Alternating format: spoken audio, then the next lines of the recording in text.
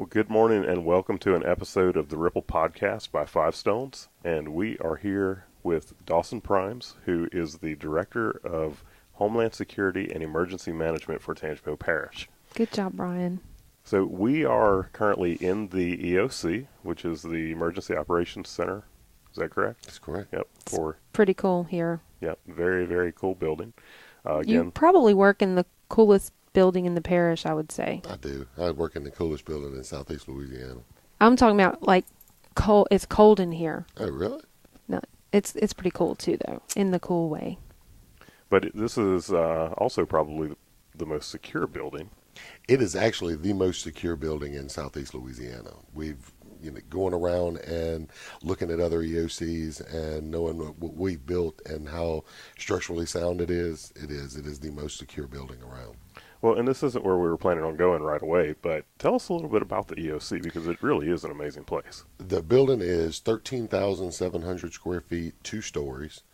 It encompasses what we're in right now as our conference room, and we have the Emergency Operations Center on the bottom floor that it's where anytime we have a major event, everybody comes together, and we've built a team over the years that's made up of all the infrastructure folks, all the first responder agencies, our sheltering folks, and all of our mass care people, and our parish logistics and operations group. And it's so we can basically manage any resource that's needed from our first responders during an event, whether or not search and rescue is going on, what have you. We can be able to manage that with the folks that are here. So give us the Reader's Digest version of how this building came to be. There used to be a grant called the Emergency Operations Center grant, and it was a Department of Homeland Security FEMA grant. And we applied for that grant 6 years in a row and never got it. But come to find out, what it was is there was a pot of money set aside in the federal government, but if you remember earmarks, back when they used to have earmarks, well, what happened was all of these senators and congressional, what they would do is they would earmark most of the grant money out to their particular states, their particular counties that they lived in. And so what actually was left on the table to compete against was a very nominal amount of money. And so we were never able to get it, even with recommendation letters and letters of support from our legislators.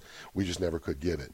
Well, then starting back in Hurricane Katrina, so Katrina, Rita, Gustav, Ike, and Isaac, every time we had one of those presidentially declared hurricanes, FEMA would allot a pot of money to state of Louisiana to build what they called safe rooms. Mm-hmm. And what a safe room is that it's basically designed to where in your existing building you would take one room and you would harden that one room. You would have generator power and all the facilities that you would need just for that one room. Mm-hmm. So it's basically a vault, so to speak. So everybody would go into there and ride out the storm, tornado, whatever it may be, and that was what it was designed for. Well, after, like I said, Katrina, Rita, Gustav, Ike, and Isaac, nobody had spent that money, and not one safe room had been built because nobody wants to retrofit their existing building.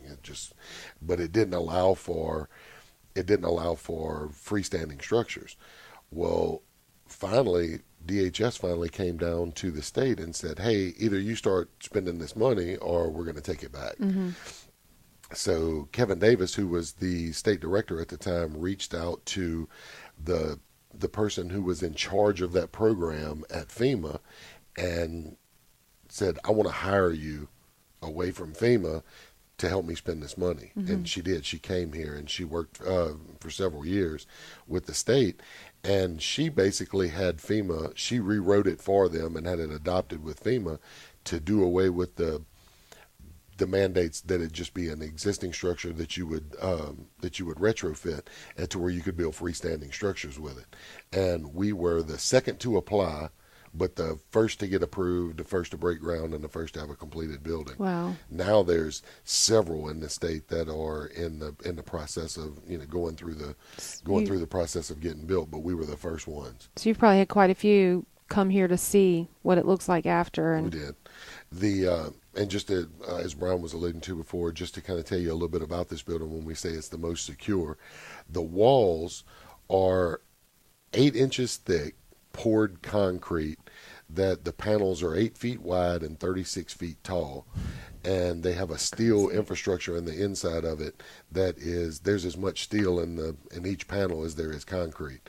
And it was poured in upstate Alabama, and so because of the panels weighing 75,000 pounds apiece, they could only deliver 2 on a truck at a time. Oh my gosh. And so there's 56 on the truck. So it took a while to get them all here and get them stood up. We get a lot of times that why did you put windows in a building that's supposed to be secure? Well, these windows are 2 inches thick. They're 8 quarter-inch layers with a ballistic film in between each one. They're bulletproof, explosion-proof. The building as a whole is made to withstand 200-mile-per-hour winds with 2x4 size debris sustained for 24 hours. Constant. Okay, I'd say you're not going anywhere. It's supposed to take a F4 tornado should be able to go completely through, around, and over this building, and it shouldn't affect anything. Now, since our work with Tangipahoa, we've learned so much, and being involved in conversations and everything, it's very apparent to us just how prepared this parish is. We are. It's amazing, but this building itself takes it to a whole different level. It just gives y'all a resource to just a tool that it just takes it to another level, the preparedness that you have and the ability that you're going to have during an emergency. Well, and even with which the confidence you just said that. I mean, he was just like, we are. Like, yep, we are. And then we were at the kickoff Friday.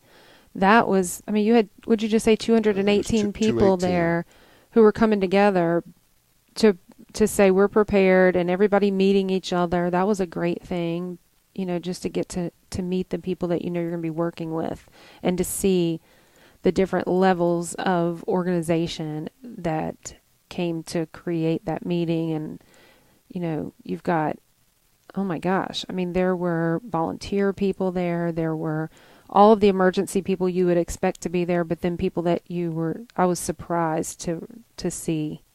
We had all 8 municipalities there. We have 8 police departments, 13 fire departments, the sheriff's office, all of the emergency support functions that work in the emergency operations center from the state agencies like the National Guard and Wildlife and Fisheries and Department of Child and Family Services, and all those people that occupy space in the EOC. Everybody comes in, and we try to go over what's new for this hurricane season and plans that we've put into place. So as the director, because I personally know you, obviously you came with an enormous amount of leadership, and you've been here for a long time, but your military background, talk a little bit about what skill set you bring to the position of director and what you do. I think it's just a confidence level with the experience that I've gained from the military and from just being here. I was a nurse for many years before this, but then I've been in the military now for 26 years, currently still serving in the Louisiana Army National Guard. And I've been through 2 deployments, through 2 combat deployments, and we've also got deployed overseas to a lot of different places, mostly in Central America after hurricanes, Hurricane Mitch and some of these other ones, and having that experience of trying to help these people recover, and I think that helps a lot when it comes to this job. The other portion to it is just relationships with the police departments and fire departments and the sheriff's office and all those groups, being able to one-on-one help them with their plans and helping them with what their needs are, and it's been invaluable, I think. So your entire job is all around keeping people safe. Yes. Making sure that the parish is prepared. The parish has these buildings. The parish has these organizations, or at least people that are, responsible for doing all of these certain jobs. But in a business, especially a small business, they don't typically have that person that their entire job is about making sure that they're prepared for a disaster. Of course, there's some businesses that do, but it's pretty rare. They don't have EOCs and all of these different departments. So we want to talk today about what a business can do, especially a smaller business, to make sure that they are prepared in the case of a disaster. Yeah, so with that, we obviously, just from the meeting last week, it's all about being prepared. So an emergency preparedness plan, when we're talking about business, what's that look like? What should it include? How does one start to put that together? When you said that not many businesses do have a plan, and that's, unfortunately, it's true. And when it comes to disasters, emergent events, everything that we plan for is always the worst case scenario. You think the Katrina for New Orleans, and those type things, large events that impact everybody. The problems entail is that people may have an emergency preparedness plan for their family, or what they're going to do, and buying food and boarding up the windows. Well, that's all great, but 25% of small businesses don't recover from large scale events like that, and it's sad, because that's commerce. That's just the way that businesses is what brings the community back. Mm-hmm. And it's actually a lot easier than businesses think, but they have to plan to take care of their business just as much as they have a plan to take care of their families at home. Right. So what's that look like? What would you advise to businesses? Maybe just starting at what's the first step? The first step is, it's the same thing that we do for the parish as a whole, is you start and you most likely hazards. Okay, you look at, what is our threat assessment look like? And our threat assessment is what is the most likely things that's going to impact me and my business? And so, here in Southeast Louisiana, we know hurricanes is at the top of that list. Flooding's at the top of that list. There's tornadoes. There's a lot of different things. And and now in this day and time, there's also the cybersecurity threat. And then you look at that, and of course, you can come up with 50 things, but you should really spend your time and efforts and money on basically your top three. Mm-hmm. What are your just absolute most likelies? Because when funding's at you have a limit to that. What can you do? Well, then from that business says, okay, these are the three things that's going to impact my business greatly, and so these are the tools that I have to respond or recover from that.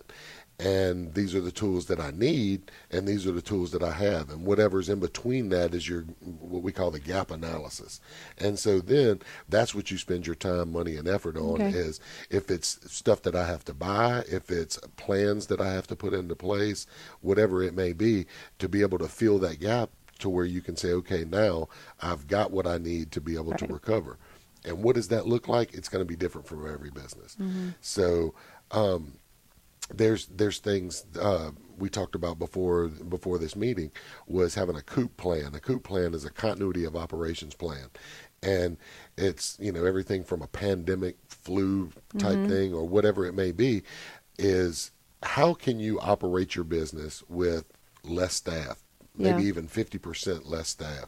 So, during a hurricane, you may have employees that have to stay in shelters, or may have evacuated out of state or out of town or what have you, and can't get back. And so, do you have contingencies in place to be able to open and operate your business with maybe some of your key players not being there, and a lot of your staff being kind of scattered to the four corners? And to be able to have that plan of how you're going to do that with a skeleton staff it's real important, or to be able to supplement with a staffing agency or whatever that may be. What we do, and there's a lot of resources out there for for small businesses. You can go to ready.gov, and ready.gov, which is through DHS and FEMA, and there's checklists and there's small business plans that you can, they give you a shell and some checklists that you can go by and to help fill those like out. Templates. That's good. Yeah, they're great. Yeah, so we'll make sure those are linked in the show notes. So if you're watching or listening, you'll be able to go to fivestonesmedia.com / podcast and access those these templates that Dawson was talking about. One of the things you said that I love the most was, well, you didn't say this, but this is what I thought when you said it. And I say this kind of often, is you don't know what you don't know until you know. Right.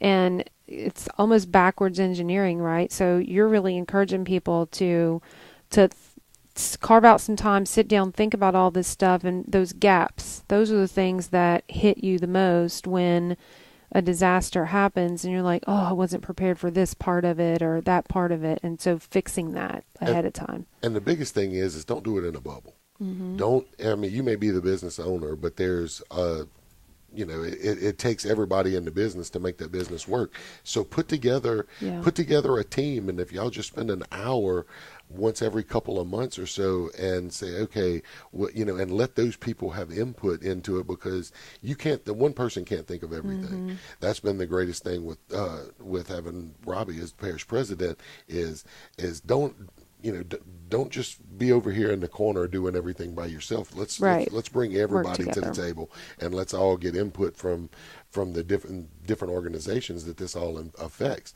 And so you may have your lowest level worker has great ideas as far as things that you can do, because it's things that impact them, and they're letting you know what it would do, what it would be to help them and the business as a whole. There's a lot of things that people don't think about. We had, there was problems during major events in the past to where people get very vulnerable, businesses get very vulnerable when it comes to what they're getting, because the society as a whole is out there, and you have people that get desperate. And so you've got something that they need, but they don't really have, they didn't prepare, so now they're going to try to get it no matter what. Mm-hmm. And so if, when it comes to pharmacies and banking and finance, those institutions, a lot of things that people don't think about is maybe some on-site security. So if your plan is to open up and you're opening up with less people and just kind of not all the pieces that you normally deal with, you've got businesses like Interparish Security and some of the other ones that you reach out to those people and sign some contracts to say, during a major event, I'm going to need somebody on staff to be able to take care of this, because if power's down and you don't have a generator, whatever that you have in that store may be vulnerable. So that's that was actually something I guess we can talk about this. You brought up it was IPSC that we did that for. So when the flooding happened in Houston, they wanted to let businesses in Houston know, hey, we can provide security for you. Wasn't that exactly what it was? Yeah. And so we did a campaign for them targeting that Houston area to let them know we're here to help. We're, right next door in Louisiana. And I think they had done that in Florida as well in the past. So, yeah, that's absolutely a big concern I think businesses probably have when they get into it. They don't think about it ahead of time. Yeah. And then businesses need to think about things like your logistics plan. If you have this, but then you run out, and you need to have some alternate means of getting of getting your commodity or whatever it is that your business revolves around. If it involves a transportation system to be able to get resupplied and whatever, you need to have alternate means of that. If this is my normal, I'd have 2 or 3 contingencies from that to be able to get those. We found in the past that a lot of times you may need to hire security to go and to the site where that's coming from and escort it all the way in. We found during major events in the past that companies would try to get fuel, and they would pay for a 15,000 gallon tanker truck to come and bring in fuel for another agency to see that and say, we need that we're going to pull a trump card. And so I can tell you in Tangipahoa Parish now that when we order fuel, we actually send a sheriff's deputy to the site where it's coming from. I don't care if it's coming from Texas or from down south in Louisiana, and they escort our fuel trucks in. That's something I never even thought of. Yeah. Now, one of the most common things that causes those 25% of businesses that are not able to recover is a complete loss of data. Yes. Because they only have their data on site. They have, their data may be in antiquated methods like, a file cabinet with paper in it, and that's the only Nobody still does that. Oh yeah, people still do it. So, they lose all of their data, and one of the things that we know in our business, especially, is that our data needs to be accessible in many different ways. We've got it in an on-site server, it is backed up to an on-site hard drive. Then it is going to two different places. It's backed up on a simple basis to Dropbox, and then also to CrashPlan Pro. So it's incredibly important that people have all of their data backed up to multiple places. What other kind of things are y'all seeing that is causing these businesses not to be able to reopen after a disaster? I can tell you one of the biggest things is taking care of your employees. If you have a number of employees, and so prior to the storm, these people go and evacuate, and you have no alternate means of communication with those people, and you don't stay in touch with your employees. When they're at their worst and their house is flooded and they're living in shelters and they're kind of scattered to the four winds, and nobody's really reaching out to them, a lot of times they're not going to go back. And they feel like you don't care. Right. And what that does is that doesn't happen in a bubble as well. They tell their friends, they tell their family, and the next thing you know is hey, you need to stay away from that business because this happened to me and they didn't care and they didn't take care of me. It's huge nowadays. And now with social media, everybody loves to vent on social media. Right. I've seen how you kind of reprimanded your friends and family on social media about going and making these posts about that, but it really does happen. And in this day and time, perception is reality. It doesn't have to be true. People just go out there and say it, and it's hard to try to overcome that with the truth after it's already been out. But companies earn huge dividends with their employees by reaching out to them. And you've got those employees that are, like I said, in shelters and having to stay with family and friends and out of town, is to stay in touch with those. Offer, is there anything that you need?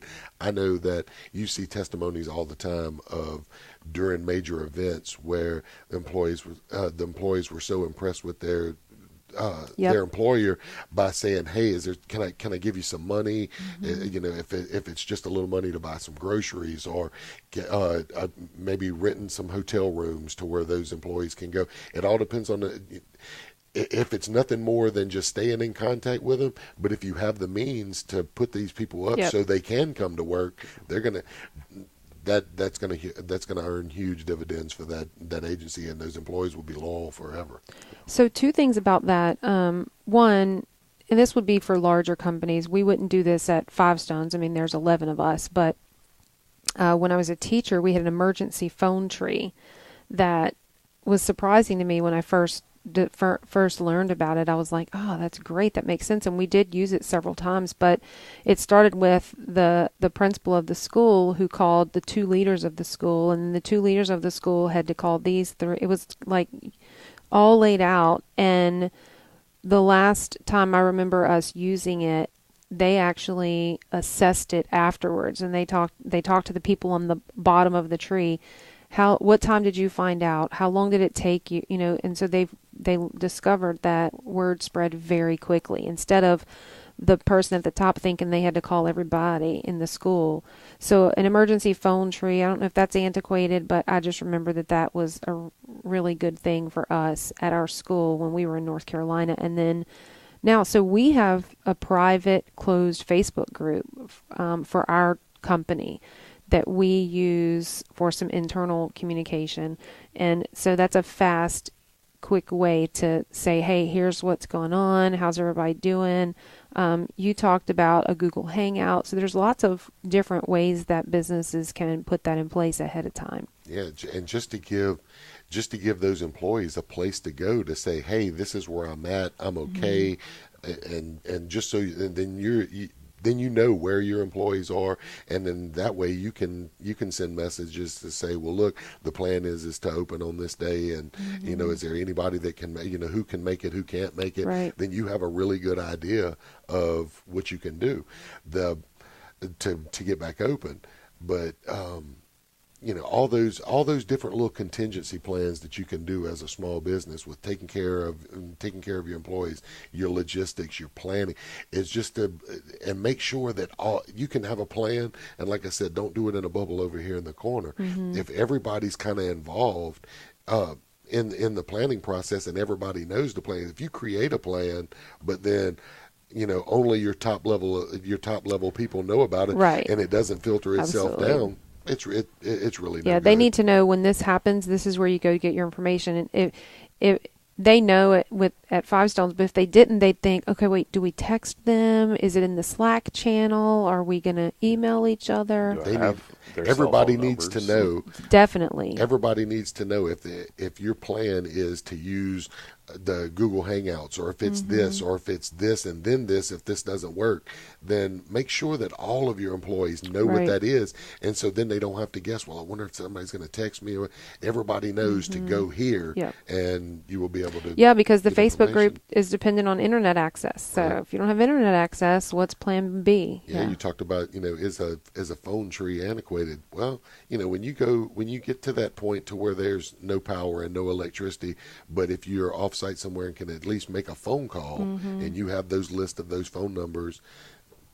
And that's the key, Brian just said, is to have that list. So we had to, this was 12, 13 years ago, but we, on the first day of school, not first day of school for teachers, they had that phone tree ready, and it was printed, and everybody had to bring it home with them that day. And then I think we even had to sign saying, yes, we brought it home. I know where it is.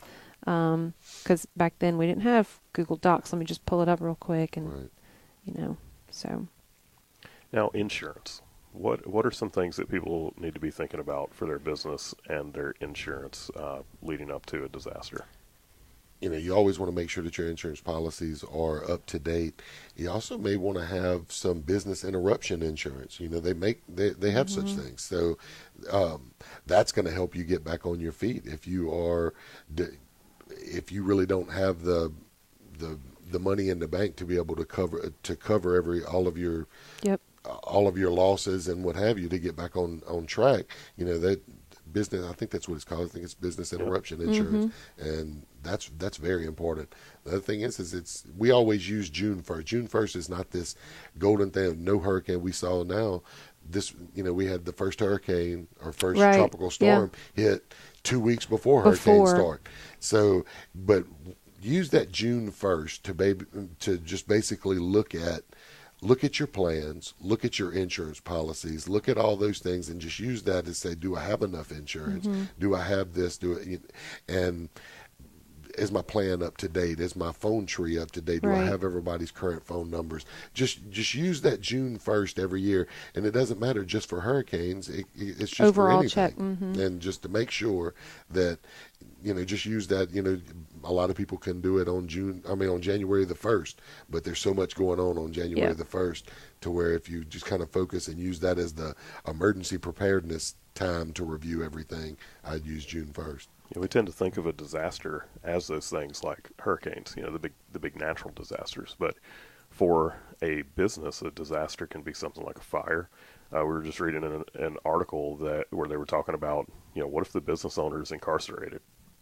Or, what if the business owner dies? That's quite an emergency for the business. And, hopefully there's something in place that when that person goes away, that the business doesn't just stop. And that's all part of that COOP plan that we talked about, that continuity of operations plan. That in that plan, it says, it basically shows a succession of leadership. So if this person's unavailable, then this person is in charge, and you have the different layers of that all the way down, but to be able to make sure that your business can stay up and running no matter what the cost. Well, and people think when we're talking about the economy and when we're thinking about life moving on, and we think about big business, but small business is a huge part of our economy. So I know we have like the Tangipahoa Economic Development Foundation, and in this type of situation, Ginger's role, Ginger Cangelosi, the director, is to get out and make sure these businesses that are in the area, are you doing okay? Are you ready to reopen? Is to get them back up and running. So talk a little bit about how business plays a part and why it's so important to get them back open and running. Well, it's huge because, you have the big box stores and big business, and for the most part, a general statement would be that they have the means and the plans and everything to get back up and running, but there's way more small business than there is big business, and those people that own those small businesses are citizens in our community. They have to earn a living. I can just tell you that one of the things that a decision that we made years ago is, you've seen in big storms in the past, we have what they call pod sites, points of distribution site, where it's the ice, water, MREs, those kind of things.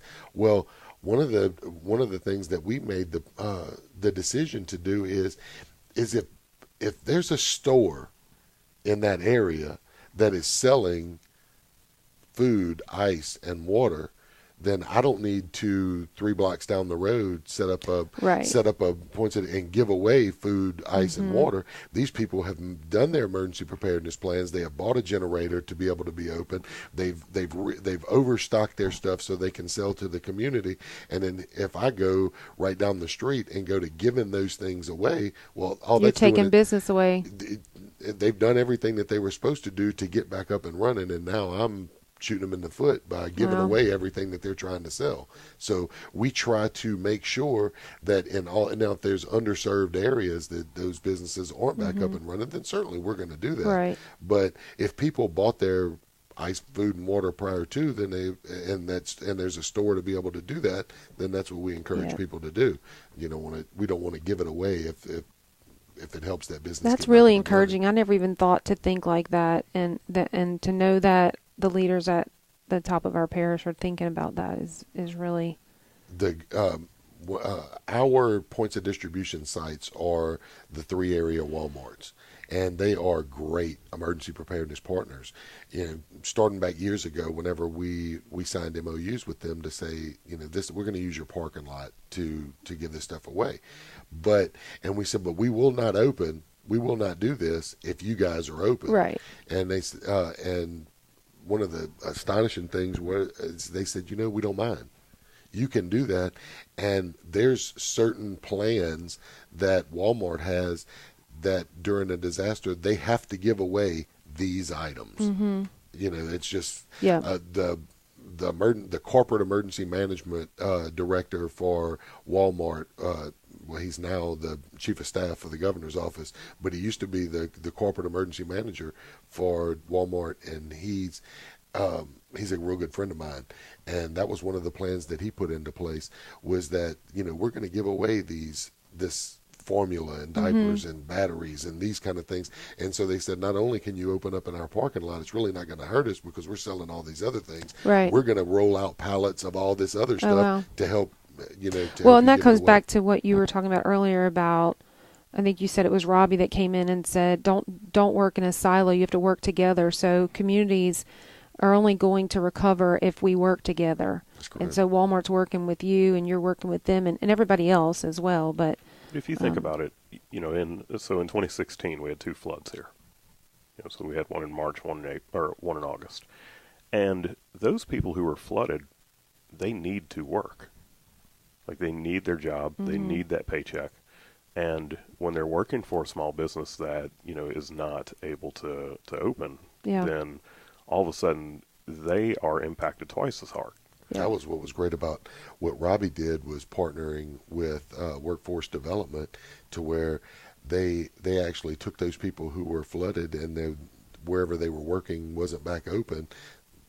there was grant monies that were available to basically put them to work in parish government, and so they worked in all aspects of parish government in the different areas. And when that grant program went away, they were actually able to save several of those people and give them permanent jobs. Well, I think about our neighbors over in Livingston Parish when, they were unbelievably, like, there's not words to describe the impact that they had with one of those floods. And so many big businesses and so many small businesses not only they couldn't reopen. How that affects the tax base. We had 10,100 homes flooded in August. And that's devastating for Tangipahoa Parish. But if you think about Livingston Parish, that 80% of all structures, business, residential, everything, 80% of all structures were flooded. That's pretty staggering. And that's the tax base for the parish to operate. So it's just mind-boggling when you think about the impact that business has on the local economy. Another thing for small businesses to think about is an alternate site. So if your area is in a vulnerable area, or even if it's not, you never know what may happen. In Tangipahoa Parish, basically the whole parish was built and designed around the railroad. So all your municipalities, everything's built along the railroad. Well, we know that in the past 20 years, we've had 2 train derailments in Tangipahoa Parish, and one right here in the middle of Amite that was leaking hazardous chemicals and then evacuated a large group of people. And it takes a long time to clean that up and before people come back.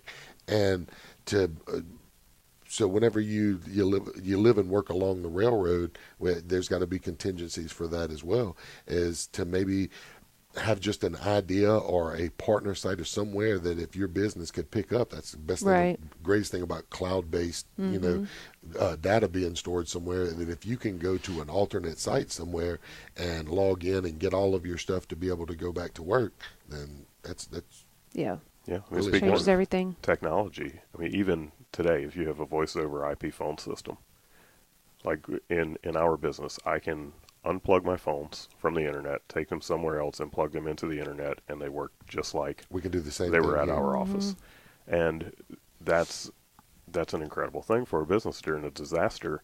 We're located here in Hammond, and if there was another Katrina type event, then we may be sitting in Tennessee or somewhere.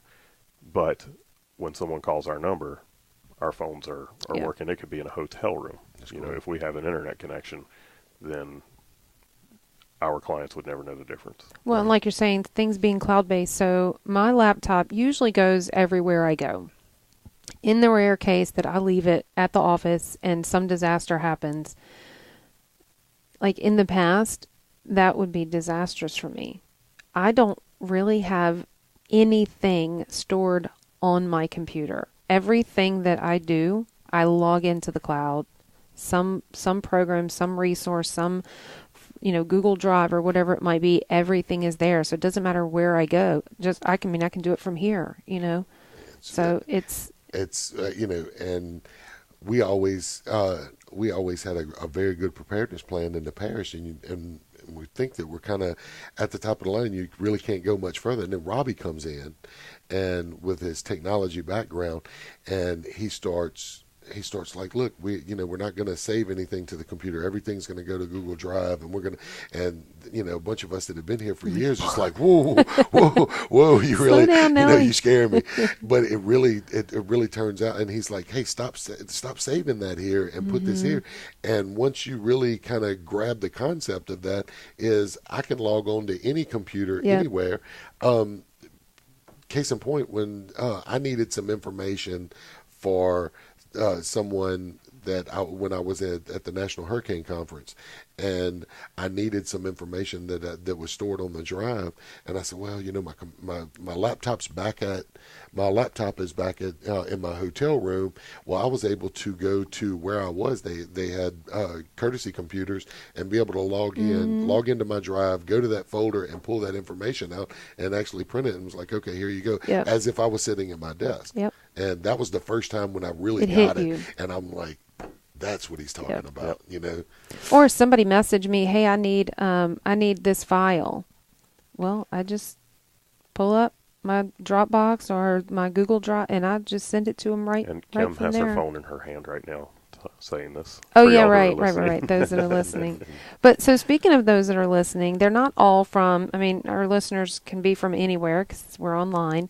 But we are in Tangipahoa Parish, so in Southeast Louisiana. So you can reference that obviously, but.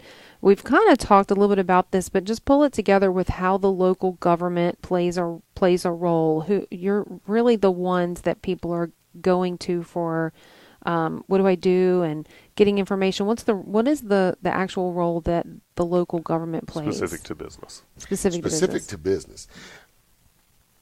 You referenced Ginger Cangelosi, the economic development director. That was one thing that she does is trying to get those people and trying to create that relationship here. We actually have someone that will be here, a counterpart of hers will be in the Emergency Operations Center to be able to give them a place to call in the event. And then her and the rest of them are going out business to business, kind of tying it up, you know, just what can we do for you? And it's not even so all the time of us offering to help other businesses. There's a lot of businesses that are out there that will call in and offer goods and services to be able to help the community get back up and running. And so as parish government, it's just it's doing what we're doing right now. It's the public education. It's the, you know, going out doing these things, making sure that, you know, you have the latest, greatest information that's out there. We have the links that we can do. We will, you know, we'll help as much as possible with businesses trying to write their plans if they want reviews for that. It's our job in parish government. The parish president is the chief elected official for the parish, and he has the total authority during an event. It's basically everybody works for him.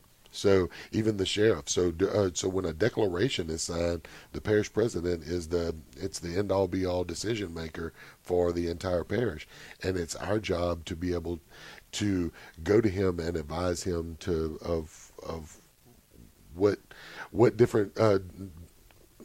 I don't want to get off on a tangent, but it's our job to be able to consult with him and let him know what's going on and what needs to be done as far as getting all those getting the people group served, getting the business community up and running, the whole bit. And it's our job as the Office of Emergency Management to make sure that we have plans in place to be able to serve those communities and to be able to get everybody up and running. We always start with our critical infrastructure. We want to make sure that the police departments and the fire departments and the hospitals and all of those, everything that's critical to, you know, we have. It's levels. You first start with the first responder community and the hospitals, and then it's the nursing homes, and then, you know, we start branching out and getting those things back up and running. But, you know, it's our job to try to think of everything, and we have an advisory committee that we've got. It's called the Parish Emergency Management Advisory Committee. We call it the PMAC, and our PMAC meets regularly to be able to, you know, to do the same things that we talked about. You know, when we talked about businesses creating that committee to try to come up with those plans and those contingencies. Well, we do that regularly to make sure that we can serve the community as well. It's a big job, and you start laying that out. And then I know that you guys work with the state police, you work with the National Guard, you work with the weather. I mean, there's so many pieces to that. So when we're talking about business, like I know with Ginger, she's the connector, right? So if we're working on getting people connected, businesses need to know that the chamber is there to help them, and the Louisiana Small Business Development Center is there, and all those different pieces. So it's good to be reassured and let people know that there's a plan in place. So there's also, and you can add this to your links as well, is the state starting back about 6 years ago, created under Mark Cooper. We talked about he's now the governor's chief of staff, but was the emergency management director for Walmart. But prior to that, he was the state emergency, the Homeland Security emergency management director. Well, he started the concept of, and now it's full blown, is the business EOC, and it's operated and managed at the Stevenson's Disaster Management Institute at LSU. And so there's a lot of business community that comes in there and basically offers them a place to start their business back over or run it when they're impacted. But it also serves as to be able to reach out to communities, to reach out to those small businesses to say, is there something that, all of these big box retailers and businesses can do? Is there anything that we can do to help you get up and running? And it also serves as that place for those clearinghouse for people calling into them and saying, look, I've got this. I want to be able to give this stuff away. What can we do to help? And then the SBA don't they also do some loans afterwards to help people? Oh, absolutely. The Small Business Administration, they go out and, that's all on a president, and you got to look at, and that's everything that we plan for is the worst case scenario, which is all presidentially declared. But that's when you see that the president has signed that declaration request from the governor, that opens up everything. That opens up, FEMA coming in and the Small Business Administration and all those different agencies. If we have an event, say a tornado in the parish, that may be something that we have to handle just as a parish and use our own resources to be able to respond and recover from that. And when if it's something that impacts a regional area, then the state can come in and the state can provide resources to help us out. But once it kind of taps all of those different resources and the governor requests to the president to say, hey, look, we need federal resources to help respond and recover to, that opens up a whole bunch of different resources for us. Well, Dawson, we appreciate you being on today. Is there anything else that you have that you want any of the small business leaders to know about? Or I can say that one of the things that's stuck in my mind is to get your information from reputable resources. Oh yeah. With social media and there's a lot of times where people just get on and they post a lot of stuff and people take that as reality, and it's not. Use the Tangipahoa Parish government. If you're going to get your information from Facebook or from a website, use reputable resource. Even when it comes to the weather, there's a lot of agencies out there that create this stuff. There's no really checks and balances into place. But if you get your weather from the National Weather Service, you can't go wrong. You're going to get the latest, greatest. If you want information that's particular to and specific to Tangipahoa Parish, use Tangipahoa Parish government's website and Facebook and those means of getting that information, because you can. If you take this information that's being put out there and it's not from a reputable resource, you may be putting your eggs in the wrong basket. Well, and fear just gets out of control. People post and then they share stuff that they don't know is true. So even if they're not in Tangipahoa Parish, their local government is where they should be looking for information to be coming from, because the local government should be receiving information like I know that we do here from all these reputable sources. I can tell you that. Like I said, if you choose parish government's means of communication, you can't go wrong.